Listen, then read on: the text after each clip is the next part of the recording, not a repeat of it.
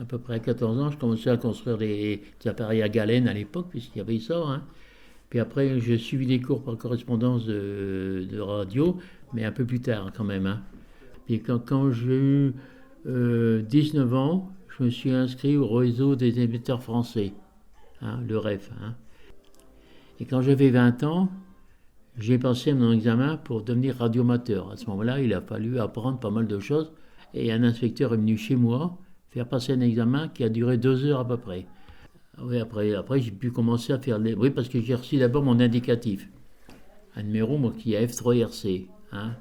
Après, je suis parti voyager beaucoup à l'époque, hein. J'aimais bien aller à l'étranger. Donc, j'allais en Italie, en Espagne, Portugal, en Suisse, un peu partout, quoi. Et à ce moment-là, j'avais mon émetteur à l'intérieur avec une antenne à l'arrière. Et j'avais l'autorisation de trafiquer dans ces pays-là avec une autorisation officielle. Et après, je suis revenu, bien sûr, j'ai fait pas mal d'émissions.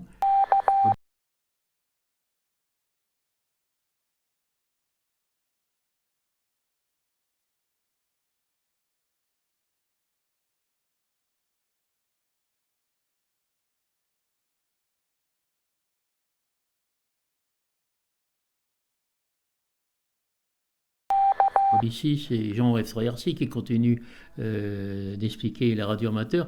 J'ai fait pas mal de contacts en expédition, expédition polaire, expédition bateau. Par exemple, Paul-Émile Victor, hein, à l'époque. Par exemple, j'ai contacté également les bateaux. Le bateau du commandant Cousteau, c'est-à-dire pas lui personnellement, bien sûr, mais ses radios qui étaient à bord. Hein. J'étais bien content de pouvoir contacter. La guerre d'Algérie, bien sûr.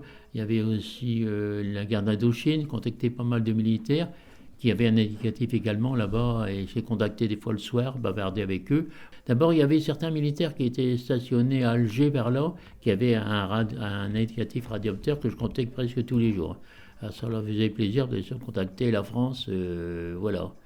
Enfin, on a aussi des satellites, hein, pas mal de satellites qui tournent autour de la Terre, qu'on peut contacter sur des fréquences beaucoup plus hautes. Et également la station spatiale ISS, là, qu'on peut contacter quand elle passe au-dessus également. Ils ont un indicatif radioamateur, d'ailleurs ils ont 2 radioamateurs à l'intérieur, hein. Voilà tout ce qu'on peut dire là-dessus. Puis alors c'est pas fini, bien sûr. Disons que c'est une passion, l'émission d'amateurs. Et puis, bon, ben, il faut continuer, hein. Ah ouais, je crois qu'on continue jusqu'au bout. Puis il y a toujours des amateurs, ce qu'on peut dire. Et puis il y a toujours une entraide entre radio-amateurs.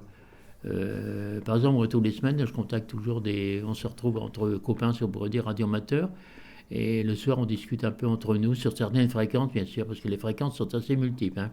Ah oui, d'Espagne, si, ah oui, j'ai contacté également le roi du Maroc, qui était radioamateur, et le roi d'Espagne également, puis d'autres rois ailleurs, que je ne me souviens plus légalement, hein. J'ai une station assez grande, et là, il y a pas mal d'émetteurs, de récepteurs, des trucs que j'ai construits moi-même, puis d'autres que j'ai acheté tout fait, hein, bien sûr. Voilà, il y a pas mal de... disons, il faut avoir ça dans le sang, quoi. Faut aimer ça, et puis... voilà.